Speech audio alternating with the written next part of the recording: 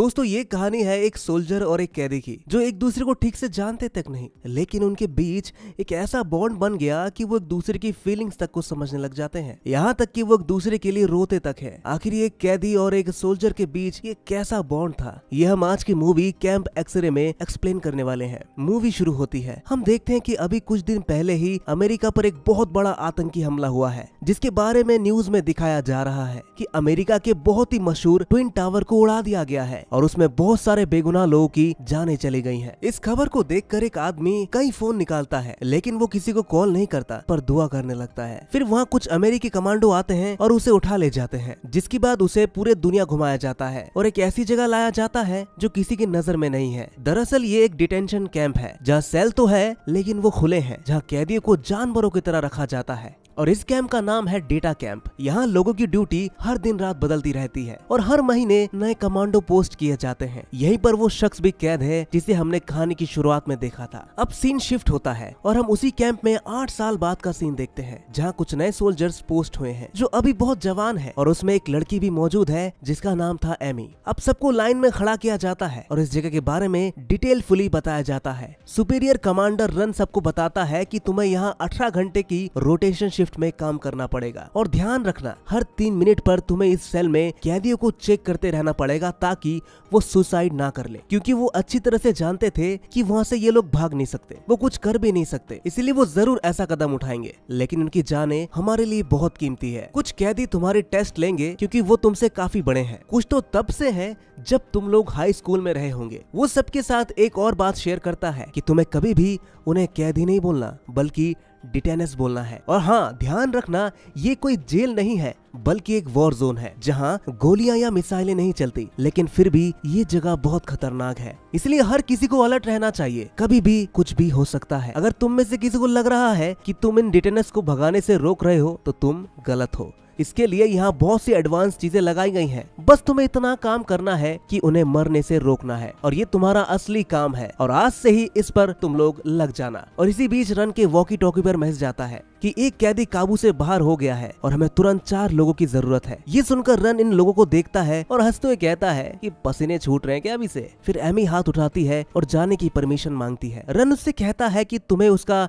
दायां हाथ पकड़ना है, बाकी काम तो हम लोग कर ही लेंगे। वो ऐसा करने की कोशिश करती है, लेकिन वो आदमी उस पर हमला कर देता है, जिससे वो जख्मी हो जाती है और जाते जाते वो आदमी उसके चेहरे पर थूक भी देता है, जिससे एमी बहुत गुस्सा हो जाती है और उसके पीठ पर लात मारती है। अब सब कुछ होने के बाद रन आकर उससे कहता है कि तुम फिर से इस कैंप में आने के लायक हो। वो चला जाता है और एमी मुस्कुराते हुए अपने कमरे में आ जाती है। ये कहानी थोड़ी सी अलग है दोस्तों, इसमें हमें किसी तरह की जंग देखने को नहीं मिलेगी, लेकिन एक सोल्जर और एक कैदी के बीच एक ऐसा बॉन्ड देखने को जरूर मिलेगा जो वक्त के साथ इतना बढ़ जाएगा कि वो एक दूसरे के लिए रो भी देते हैं। लेकिन हमें ये दिखाने की कोशिश की गई है कि ये सब कैसे होता है। अब उस रात एमी अपनी मम्मी से वीडियो कॉल पर बात कर रही थी। वो उसकी बहुत चिंता कर रही थी, लेकिन एमी अपनी मम्मी को बताती है कि यहाँ सब कुछ ठीक चल रहा है, पास में एक पब भी है जहाँ मैं जाकर अच्छा खाना खा सकती हूँ। उसके बाद वो उससे किसी लड़के के बारे में पूछ रही थी, तो वो कहती है कि मैं किसी आर्मी वाले को डेट नहीं करूंगी, आप कैसी बातें कर रही हैं। फिर हम देखते हैं कि एमी रात की शिफ्ट के लिए तैयार हो रही है। उसे आज कुछ किताबें उन कैदियों में बांटनी है, इसलिए वो स्टॉल लेकर सबके पास जाती है, जिसमें उसका कमांडर रन भी शामिल है। वो पहले एक आदमी के पास जाती है, लेकिन वो एमी पर चिल्लाने लगता है और उसे बहुत बुरा भला कहने लगता है। रन उससे आगे बढ़ने के लिए कहता है और बताता है कि इस आदमी को लड़कियां पसंद नहीं है, तुम थोड़ा इससे दूर ही रहो। इसके बाद एमी अली नाम के कैदी के पास जाती है और उससे पूछती है कि तुम्हें कौन सी किताब चाहिए। वो कहता है कि मुझे एक हैरी पॉटर वाली किताब चाहिए, 7वीं पार्ट वाली। वो उसे बताती है कि मेरे पास वो किताब नहीं है, अगर तुम कुछ और चाहते हो तो मुझे बताओ, मैं तुम्हें दे दूंगी। लेकिन अली उसके लिए मना कर देता है और कहता है कि मैंने सारी किताबें पढ़ ली हैं और अब मुझे सिर्फ वही किताब चाहिए। लेकिन एमी उसे स्टॉल से कुछ और लेने के लिए कहती रहती है। अली उससे कहता है कि इसमें रखा अखबार 2 महीने पुराना है और किताबें तो मैंने कई बार पढ़ ली है, इतनी पुरानी चीजें पढ़कर मैं करूंगा क्या यार। फिर रन वहाँ पर आता है और उसे वहाँ से जाने के लिए कहता है। कुछ दिनों बाद एमी की फिर से रात की शिफ्ट लगती है। इस बार वो अली से बात नहीं करने की कोशिश करती है, क्योंकि ऐसा करना यहाँ के नियमों के खिलाफ था। अली उससे पूछता है कि वो कहाँ से है। वो कुछ भी जवाब नहीं दे रही थी। अब अली अपने बारे में बताता है और कहता है कि मेरा नाम है अली, यहाँ के लोग मुझे 771 बुलाते हैं, मैं कई सालों से यहाँ पर बंद हूँ। वो उसका नाम पूछता है लेकिन वो नहीं बताती। अली उसे खुद ही एक नाम देता है, ब्लॉन्डी, यानी कि जो लड़की ब्लॉन्ड है। अब इसके बाद वो आगे बढ़ जाती है और कहती है कि हमें ज्यादा बात नहीं करनी चाहिए। वो अपने राउंड लगाने लगती है लेकिन वो फिर भी उसे बुलाता रहता है। फिर एमी उससे पूछती है कि क्या तुम अपनी होली बुक यानी कुरान पढ़ते हो? तो वो कहता है कि हाँ, मैंने कई बार पढ़ी है और हाँ, मैंने बाइबल भी पढ़ी है, लेकिन मुझे उसका अंत पसंद नहीं आया। ये सुनकर एमी मुस्कुराने लगती है और कहती है कि तुम्हें हमारे खिताब के बारे में ऐसे नहीं बोलने चाहिए थे। अब अली उससे पानी मांगता है जिसके लिए वो जाती है। फिर उसके लिए साइड में जो कैदी बहुत खतरनाक है, वो उसको उस लड़की के साथ इतनी अच्छी तरह पेश आने के लिए बहुत डांटता है और उससे उस लड़की के साथ कुछ बुरा करने के लिए कहता है। फिर जब एमी पानी लेकर वापस आती है तो वो उस पर अपना पूप फेंक देता है। इसके इस बिहेवियर में अचानक इतना बदलाव आ गया था। यहाँ एमी बहुत गुस्सा हो जाती है और उसे बहुत गालियां देती है, लेकिन वहाँ पर मौजूद सारे कैदी इस बात के बाद बहुत हंसते हैं और उसका मजाक उड़ाते हैं। जिसके बाद अली पर एक स्प्रे मारा जाता है जिससे उसे थोड़ी सी चोट लग जाती है। जब कमांडर रन को इस बात का पता चलता है तो उसे अली को सजा देने का ऑर्डर दिया जाता है। कुछ समय के लिए दूसरे कमरे में डाल दिया जाता है उसे और उसकी बहुत पिटाई की जाती है। अब अगले दिन पूरा स्टाफ आउटिंग के लिए बाहर जाता है जिसमें एमी भी मौजूद थी। वो इस वक्त एंजॉय कर रही थी, इसलिए वो बहुत मजे करती है। और जब ये लोग वापस आते हैं तो आर्मी कैंप में पार्टी होती है। एमी इस दौरान बहुत ज्यादा नशे में होती है, इसलिए वो वॉशरूम में जाकर बैठ जाती है। वहाँ उसे एक एडल्ट मैगजीन मिलती है जो यहाँ के लड़कों की थी। उसी वक्त माइकल अंदर आ जाता है जिसे देखकर वो डर जाती है और पूछती है कि तुम यहाँ पर क्या कर रहे हो, लेकिन वो मना कर देता है। दोनों एक दूसरे के करीब आ जाते हैं लेकिन माइकल बहुत ही अग्रेसिव हो जाता है, इसलिए एमी उसे धक्का देकर चली जाती है। अब अगले दिन जब एमी और उसका एक साथी अली के सेल में जाते हैं तो उन्हें वहाँ पर एक ग्लास मिलता है जिस पर बहुत ही अच्छी कैलीग्राफी किया गया था। ये देखकर एमी सोचती है कि जब कोई इंसान इतना अच्छा काम कर सकता है तो उसने गलत काम क्यों चुना। वहाँ उसे एक नोट भी मिलता है जो सुसाइड करने के लिए था, लेकिन अली ने एक भी सुसाइड अटेम्प्ट नहीं किया था। शायद उसका मन बदल गया हो या कोई और वजह रही हो, या फिर शायद एमी ही वजह हो, हम नहीं बता सकते। इस 7-7 को अभी सजा मिल रही है, इसीलिए वो कहती है कि हाँ, उसे थोड़ा बुरा लग रहा है, लेकिन क्यों? उसे अली के लिए थोड़ी सी सिंपैथी होने लगी और इसलिए वो उसका केस फाइल पढ़ने जाती है। जब वो उसकी फाइल खोलकर देखती है तो पता चलता है कि अली जर्मनी का रहने वाला है। उसका किसी आतंकी संगठन से कोई रिश्ता तक नहीं है। उसे सिर्फ इसलिए यहाँ पर गिरफ्तार किया गया है क्योंकि अमेरिकी आर्मी को उस पर शक है। और उसे कुछ फोटो भी मिलती है जो अली की टॉर्चर के दौरान ली गई थी, जिसमें वो बुरी तरह घायल था। उसे सच उगलवाने के लिए काफी कोशिशें की गयी, लेकिन वो बार बार यही कहता रहा कि मैंने कुछ नहीं किया, मैं सिर्फ एक आम आदमी हूँ। लेकिन उसका कोई नहीं सुनता। अब एमी अपनी दोस्त से इस बारे में बात करती है और पता ये चलता है कि यहाँ के सारे डिटेनीज किसी न किसी केस में गिरफ्तार हुए हैं और वो लोग दोषी हैं। शायद जो तुमने देखा है वो गलत है या तुमने कोई और पुरानी फाइल पढ़ ली हो। वहीं अब एमी को भी लगता है कि उसकी बात शायद सही है और इसीलिए वो इस पर ज्यादा ध्यान नहीं देती और अपने काम में लग जाती है। कुछ दिनों बाद फिर से उसकी उसी सेल के बाहर ड्यूटी लगती है। फिर वो ये देखती है कि वो किसी तरह का पजल बना रहा है, लेकिन वो कुछ नहीं कहती और आगे बढ़ जाती है। लेकिन अली उसे देखकर ब्लॉन्डी ब्लॉन्डी पुकारने लगती है। जब वो पीछे मुड़ती है तो वो उसे अपनी बनाई हुई पजल देता है और उसे सुलझाने के बाद उसे वापस दे देने के लिए कहता है, लेकिन एमी मना कर देती है और कहती है कि यहाँ के नियमों के खिलाफ है ये, इसलिए मैं ये नहीं कर सकती। अली कहता है कि तुम क्या सोचती हो कि ये छोटा सा कागज किसी की जान ले सकता है क्या? तुम्हारे देश के लोग हर चीज से इतने डरते क्यों हैं आखिर? क्या तुम लोग खुशी से जीना नहीं जानते? मैंने तो तुम्हें अपनी तरह से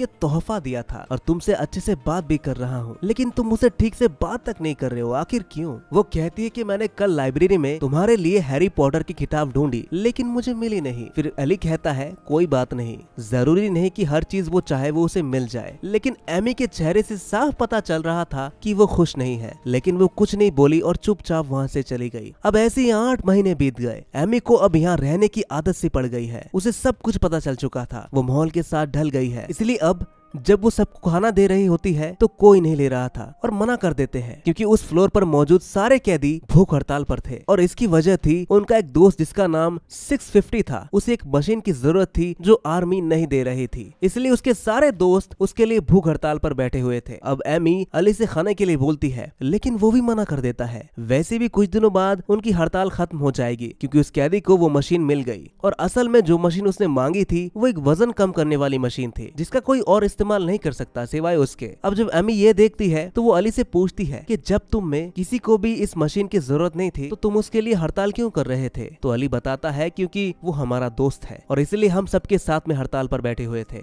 ये सुनकर एमी हंसने लगती है। अब दोनों की पहली बार बातचीत शुरू होती है। अली बताता है कि वो फुटबॉल बहुत अच्छे से खेलता है और वो बिना गेंद गिराए 40 बार उछाल सकता है। एमी कहती है ठीक है दिखाओ तो। अली करने भी लगता है लेकिन गेंद 8 ही बार में गिर जाती है। एमी कहती है पहले ही गिर गई। वो कहता है कि तुम्हारे सामने खड़ी होने की वजह से ऐसा नहीं हो पा रहा था, मैं इसे 50 बार भी उछाल सकता हूँ। वो हंसने लगती है और अली भी हंसने लगता है। दूर खड़े एमी के बॉस रन को ये पसंद नहीं आता तो वो उसे बुलाकर पूछता है कि तुम दोनों क्या बात कर रहे थे? एमी कहती है कुछ भी तो नहीं, लेकिन रन को ये बिल्कुल नहीं पसंद है कि वो अली से बात भी करे। वो अली से कहता है कि तुझे आज यही नहाना पड़ेगा, समझ रहा है तू? अब ये सुनकर एमी वहाँ से जाने लगती है क्योंकि ये नियम के खिलाफ था, लेकिन रन उसे रोकता है और कहता है कि उसे भी यहाँ नहाना पड़ेगा। अली इसका विरोध करता है क्योंकि ये उसके धर्म के खिलाफ है, लेकिन रन नहीं मानता और जबरदस्ती एमी को दिखाता है जिससे उसे चोट लगती है और अली को बहुत शर्मिंदगी महसूस होती है। अब कुछ देर बाद जब वो अपने कमरे में जाती है तो उसे पता चलता है कि ये असल में अरबी नियमों के खिलाफ ही है और उसे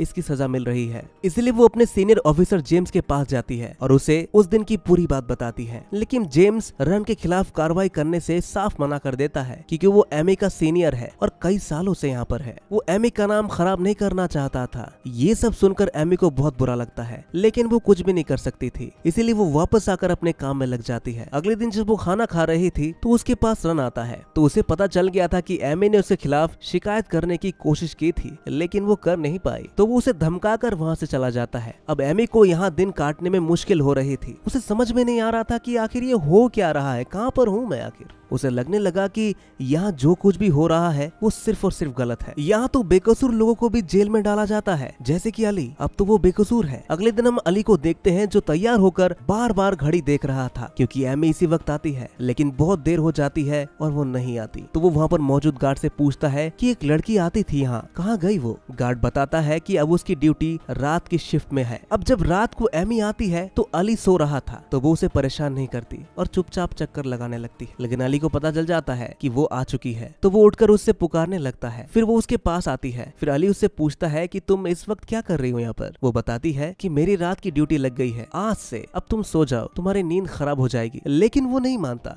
जिसके बाद दोनों काफी देर तक बातचीत करते हैं। वो उससे पूछती है कि तुम्हें यहाँ पर क्यों बंद कर दिया गया था, जिसके जवाब में अली कहता है कि मैंने तो कुछ नहीं किया, ना ही मैं किसी ग्रुप के साथ हूँ। मैं जर्मनी में एक साधारण सी नौकरी करता हूँ, लेकिन नहीं पता ये लोग मुझे क्यों यहाँ पर बंद करके रखे हुए हैं। जिसके बाद वो उससे पूछता है कि तुम कहाँ से हो? तो एमी बिना किसी हिचकिचाहट से कहती है कि वो घर से छुट्टी मनाने आई है। असल में आज 14 जनवरी है और अगले महीने एमी यहाँ से जाने वाली है क्योंकि हर साल नए सोल्जर्स आते हैं यहाँ पर। और अली को भी ये बात बहुत ही अच्छे से पता है, इसीलिए वो उसे बताता है कि उसने अभी तक यहाँ पर 12 साल गुजार दिए हैं, लेकिन उसने उससे अच्छा सोल्जर अभी तक नहीं देखा जो हम जैसे लोगों की भावनाओं का सम्मान करे। वरना कुछ लोग तो हमें जानवर समझ लेते हैं, जबकि मेरी तो कोई गलती ही नहीं थी। गलती करने वाले तो आजाद घूम रहे हैं बाहर। अब उसकी बात सुनकर एमी उदास हो जाती है। उसके आंसू आंखों तक आने ही वाले होते हैं, लेकिन वो रोक लेती है। लेकिन दोस्तों, अब अली थक चुका है, वो जिंदगी से हार चुका था। अब शायद वो कभी यहाँ से बाहर निकल ही नहीं पाएगा, इसीलिए वो एक ब्लेड निकालता है और खुदकुशी करने बैठ जाता है। एमी उसे ऐसा करने से रोकती है, लेकिन अली कहता है कि यहाँ तो सभी जानते हैं कि मैं बेकसूर हूँ,